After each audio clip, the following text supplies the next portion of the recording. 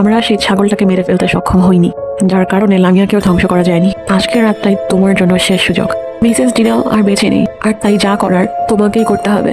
এসব শুনে ক্রিস্টিন অসহায়ের মতো চুপ করে থাকে। এরপর জ্যোতিষী বলতে থাকে, এখন একটাই উপায় বাকি আছে। এরপর সে সেই অভিশপ্ত বোতামটাকে একটি সাদা খামের ভেতরে রাখে। আজকের রাতটা শেষ হওয়ার আগেই এই অভিশপ্ত বোতামটির মালিক পাল্টে দাও। লামিয়া এই অভিশপ্ত জিনিসটির মালিককে নিতেই আসবে। লামিয়া তোমাকে মুক্তি দেবে যদি তুমি এই অভিশপ্ত বোতামটির মালিক আর না থাকো। আর তাই আজকের রাতের মধ্যেই এই বোতামটি অন্য কোনো মানুষকে গিফট হিসেবে দিয়ে দাও। কথাটি শুনে ক্রিস্টিন হতভম্ব হয়ে যায়। এটা তো খুবই সহজ কাজ। লামিয়া থেকে মুক্তি পাওয়া এত সহজ ছিল, আর এটা জ্যোতিষী আগে ওকে বলেনি। এরপর ক্রিস্টিন বলতে থাকে, এটা যদি এতই সহজ হয়ে থাকে তো তুমি এটা আমাকে আগে কেন বলোনি?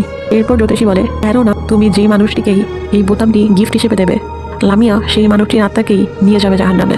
আজীবন সেই মানুষটির আত্মা জাহান্নামের আগুনে জ্বলতে থাকবে। এরপর ক্রিস্টিন বলে ওঠে,